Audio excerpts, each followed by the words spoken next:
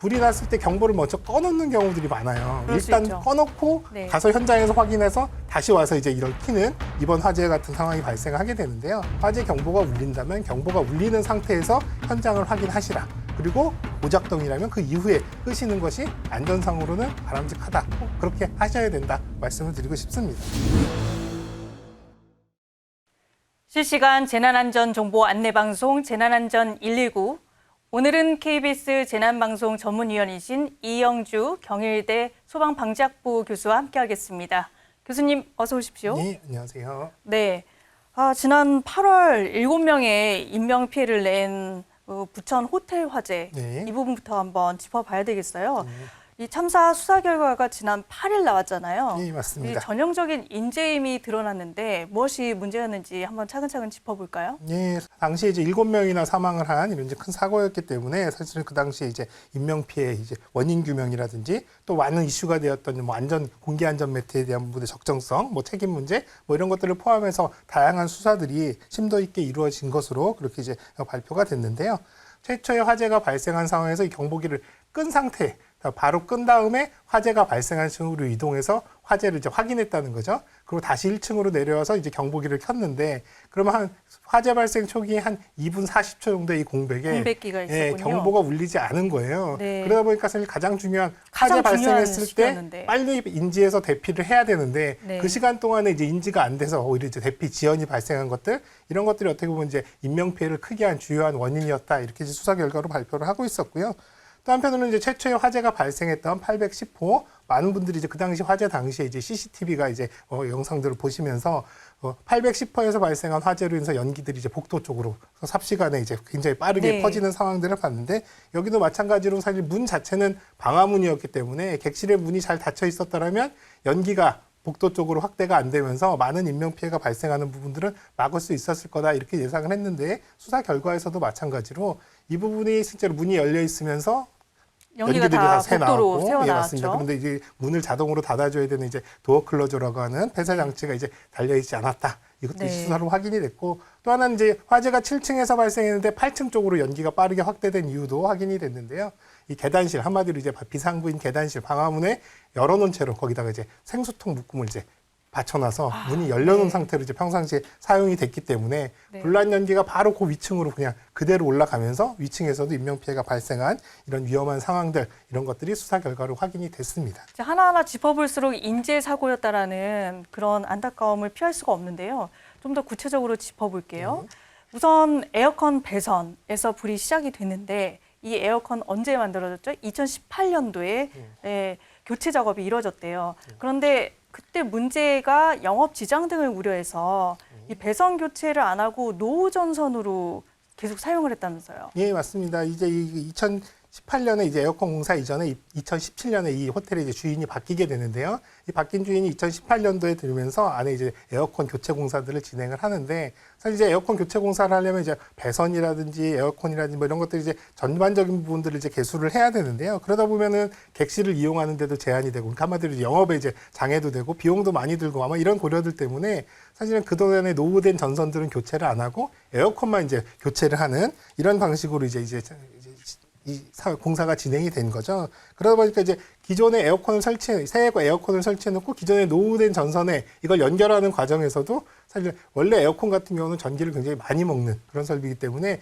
전기적 안정성이 굉장히 중요하거든요. 그래서 사실 단일 콘센트, 또 전선도 이어서 연결하거나 이러지 않게끔 하는 게 사실 기본적인 원칙인데, 한마디로 여기는 그런 전선들을, 이 노후화된 것과 새로 에어컨에서 나온 전선들을 그냥 결선해서, 한마디로 절연 테이프라고 해서 저희 소위 집에서 쓰는 까만 테이프 네네. 있잖아요. 그런 걸로 그냥 결선해 놓고 감아놓는 이런 형태로 하다 보니까 네. 사실은 화재의 위험성, 이런 부분은 분명히 있었고, 이런 부분의 안전에 대한 조치들이 좀 미흡했다 보는 거고요.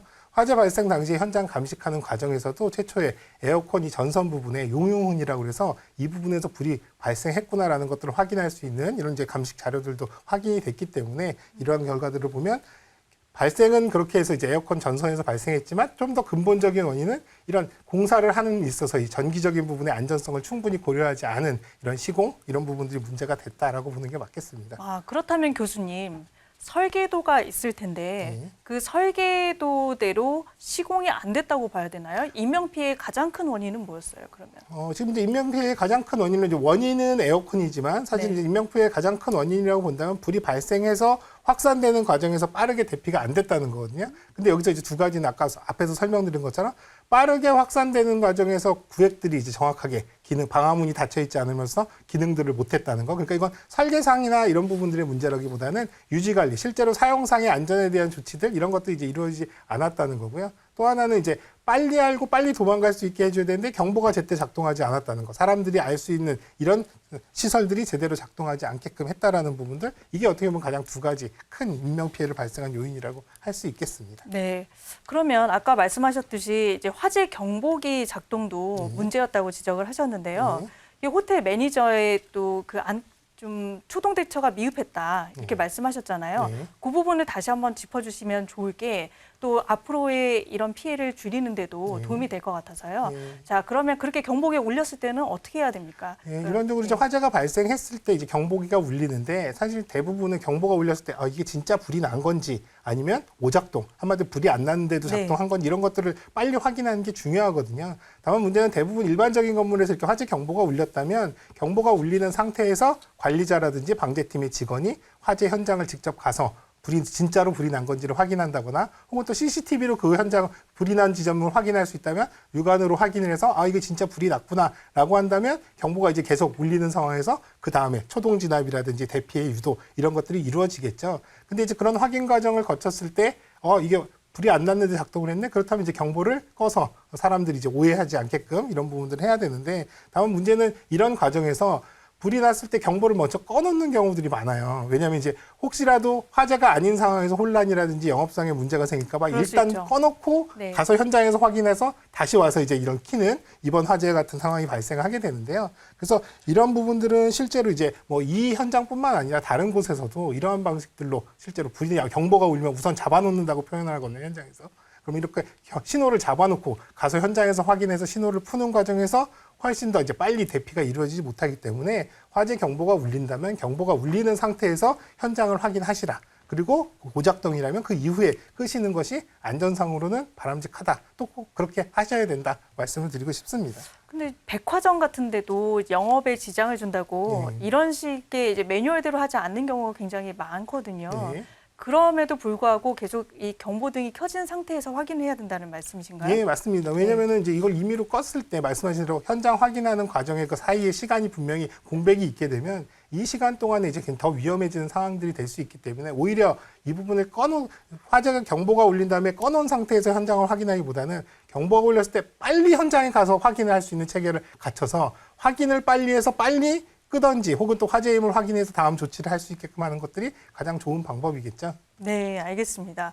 그 이번에 완광기 문제도 한번 짚어볼까요? 당시에 객실에 간이 완광기가 설치가 돼 있었어요. 네. 그런데 조사 결과 31개 객실에 완광기가 없었고 또 로프 길이도 기준치에 못 미친 곳도 많았다고 들었거든요. 예, 구체적으로 어떤 문제가 있었습니까? 예, 아마도 이제 처음에 아마 이 호텔을 지어서 완광기들, 피난기구가 이제 법적으로 설치해야 되는 대상이기 때문에 아마 객실마다 완광기들은 다 비치를 했었을 겁니다. 다만 이제 아까 에어컨 공사도 진행이 됐습니다. 여기가 이제 중간에 대대적인 리모델링 공사들을 하게 되는데요. 그런 과정에서 이제 완광기 같은 것들은 다 이제 한쪽으로 모아놨다가 다시 이제 인테리어가 끝난 다음에 완광기들을 비치하는 과정에서 이런 것들이 각 객실마다 제대로 잘 비치가 안 된 상황이 아니었을까. 그래서 이제 완광기 자체가 아예 없던 객실들도 있고 그런 문제점들이 이제 발생한 것으로 보입니다.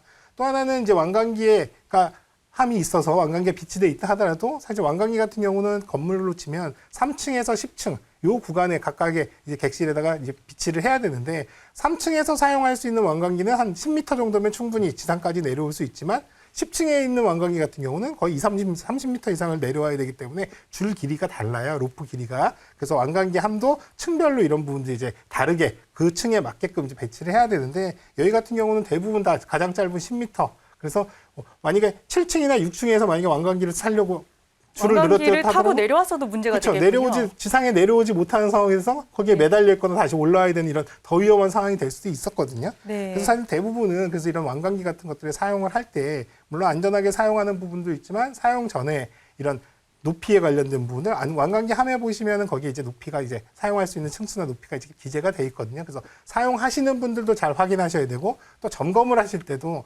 완광기 함이 있구나, 그러니까 괜찮다 이렇게 점검을 하시는 게 아니라 그 완광기 함이 그 층에 맞는 제품으로 배치가 되어 있는지 좀 정확하게 확인하시는 과정들, 이런 것들이 필요해 보입니다.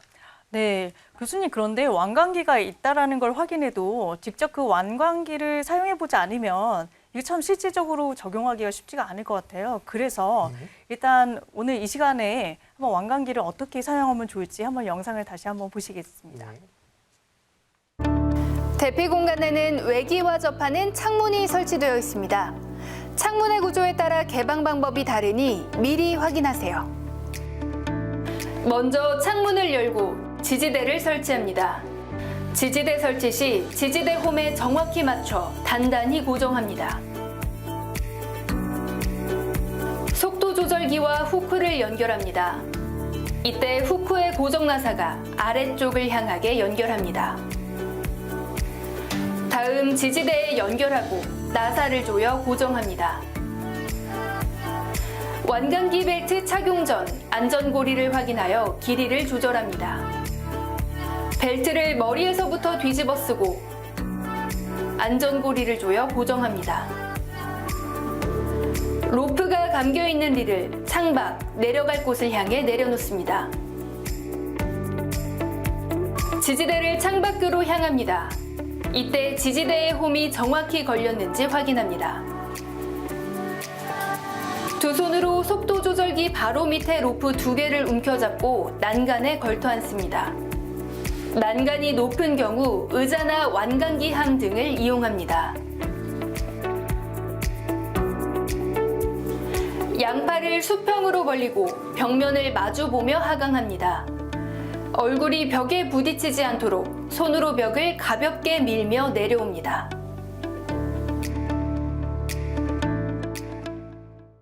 네, 교수님, 우리 시청자들과 영상을 방금 봤습니다만 뭐 저 군대 갔다 와야지 저거 잘 활용할 수 있을 것 같아요. 정말 그 질식할 수도 있는 상황에서 저거를 저렇게 지금 매뉴얼대로 잘 이용할 수 있을까 이런 생각이 들거든요.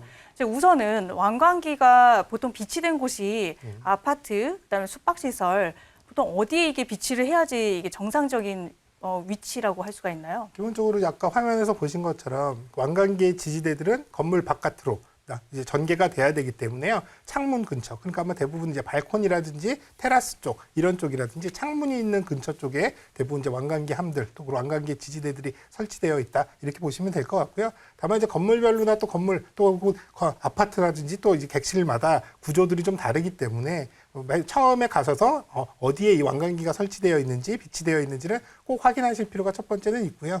또 한편으로 이제 저는 좀 우려스러운 거는 완광기를 이제 대부분 이번에 화재에서도 마찬가지로 안전매트 이런 것들이 좀 문제가 있었기 때문에 그런 것들 때문에 완광기에 대한 부분들을 좀 더 적극적으로 많이 사용을 해야 되겠구나 생각을 하시지만, 이 완광기를 잘 사용하시려면 크게 3가지가 이제 필요합니다. 아까 말씀하신 대로 어딘가에는 완광기가 있을 텐데 어디 있는지 일단 알아야 되겠고요. 또 하나는 내가 완광기를 사용하는 방법, 이런 것들을 좀 충분히 숙지가 되어 있어야 되고, 한 달에 한 번 이렇게 연습을 해야 될 것 같아요. 네. 그리고 네. 또 하나는 완광기 자체가 사실 평상시에 유지 관리가 잘 돼야 되거든요. 앞서 보여주신 것처럼 지지대 같은 경우도 사실은 이게 유지 관리가 잘 안 되면 오랫동안 사용돼서 방치돼 있으면 고리들도 녹이 슬거나 이런 것들이 이제 너트 같은 것들이 헐렁해지거나 그러면 사실은 안전하게 사용할 수 없는 상태인 경우들도 있거든요. 그래서 이 3가지 요소가 잘 갖춰져야지만 완광기를 안전하게 사용할 수가 있는데, 이런 부분들이 하나라도 좀 부족하다면 사용할 때 상당히 좀 위험할 수 있다. 그래서 또 다른 안전사고가 발생할 가능성도 있기 때문에 평상시에 말씀하신 대로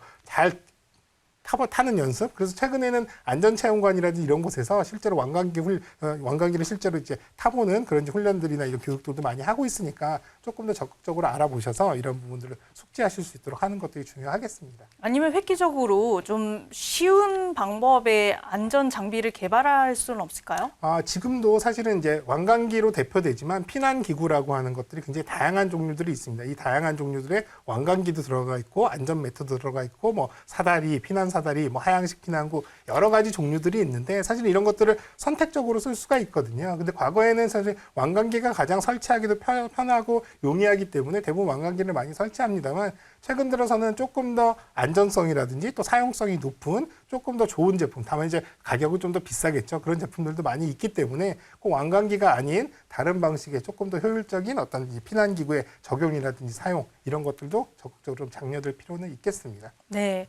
그럼 이번에는 화제를 옮겨서 경기도 아리셀 화재 그 속보를 한번 좀 짚어볼게요. 23명의 인명피해가 났던 이 아리셀 화재, 지난달 검찰이 수사 결과를 발표를 했거든요. 교수님께서 보시기에 가장 큰 문제점이 뭐였다고 보시나요? 사실 뭐 이렇게 많은 인원들, 23명 정도 사망을 하신 이런 상황들이 발생했다면 이건 굉장히 좀 총체적인 어떤 문제점이 있었을 겁니다. 다만 이제 우선 이런 가장 큰 문제라고 본다면 기본적으로 안에 사업장에 대한 안전 관리에 대한 부분들이 매우 소홀했다. 그런 것들 이제 뭐 피난 안전적인 측면이라든지 또 안에 이제 근로자들에 대한 안전 교육적인 측면이라든지 또 사측에서 여러 가지 안전에 대한 관리 또 그리고 제품의 품질. 왜냐하면 여기는 배터리 공장, 1차 전지 같은 경우에 이 불량으로 인해서 화재가 발생했기 때문에 배터리의 품질 관리 이런 것들이 굉장히 중요한데 다른 제조물보다도 그럼에도 불구하고 이런 품질에 대한 부분들이 문제가 있었다는 것도 사실은 수사 결과를 통해서 확인이 됐거든요. 그래서 여기 같은 경우는 사업장 또 사업주의 안전 관리에 대한 전반적인 부분들이 사실 이렇게 큰 인명 피해로 이어지는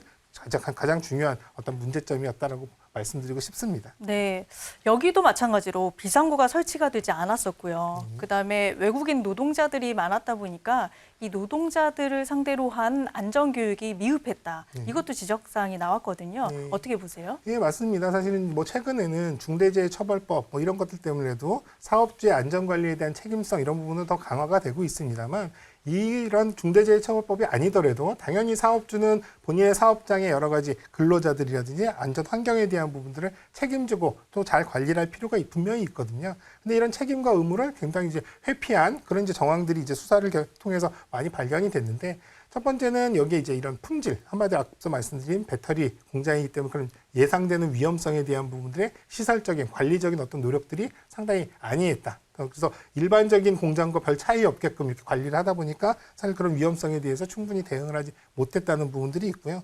또 한편으로는 여기 이제 대부분 일하시던 작업자분들이 다 외국인 노동자분들, 외국인 근로자분들이었는데 이렇다 보니까 사실 이분들은 한국말도 서투시고 또 그리고 또 그 공장에서 파견을 나와서 일을 하시다 보니까 그 공장의 구조라든지 대피로라든지 여러 가지 이런 것들에 대해서도 사실 낯설기 때문에 그렇죠. 이런 재난 상황에서 굉장히 위험할 수 있거든요. 그렇기 때문에 그런 분들은 더더욱이 이런 일하시기 전에 안전에 대한 교육이라든지 훈련 같은 것들을 적극적으로 해야 되는 그런 필요성이 있음에도 불구하고 이런 것 자체도 사실 이루어지지 않았다는 점 그리고 또 이런 부분들이 사실 이렇게 사고가 난 이후에 이런 부분들을 솔직하게 이런 부분들의 문제점을 인정하기보다는 오히려 이런 것들을 좀 가리려고 은폐하려고 했던 네. 이런 부분들로 봤을 때는 사업주의 안전에 대한 부분들, 사업장의 안전에 대한 부분들의 책임의식 이런 부분들이 굉장히 좀 미흡한 상황이었고 그런 결과로서 교육이라든지 이런 것들이 좀 미숙하게 이루어진 점도 분명히 있었다 이렇게 보는 거죠. 저는 개인적으로 수사 결과가 발표가 된 다음에 제일 황당했던 게 그 안전보건 관리자가 있지 않습니까? 네. 근데 이분이 이제 퇴사하고 난 다음에 4개월 동안 대체 인력을 뽑지 않았어요. 그래서 4개월 동안 공석이었고 그런다다가 이 분야에 대해서 전문 지식이 없는 사람을 형식적으로 임명하다 보니까 결국 인재가 화제를 부른 것 아닌가 이런 생각이 들거든요. 예, 맞습니다. 당연히 이제 법적으로 이런 분들 안전관리자를 선임하게끔 되어 있고 이런 분들은 사실 굉장히 업무의 연속성이 있어야 되고 사실 공백이 없어야 되거든요. 왜냐하면 잘 관리하다가 사실 책임자가 없는 상태에서 관리가 안 되는 상태가 있다면 그 시점부터 그 기간 동안은 당연히 위험이 관리가 안 되는 상황으로 볼 수가 있기 때문에 사실 이런 선임 절차를 가지고 관리자를 두게끔 하는 거는 언제든지 이런 부분들이 계속 안전관리가 되게끔 하는 연속성을 그렇죠. 갖추라는 의미거든요. 그럼에도 불구하고 사실은 4개월간의 공백이 있었고 또 후에 선임된 분이 사실은 이런 안전에 관련된 부분들의 어떤 이제 이 역량을 충분히 갖추지 못한 그런 분이었던 걸로 확인이 된다고 본다면 이건 굉장히 좀 이제 심각한 문제가 되겠죠.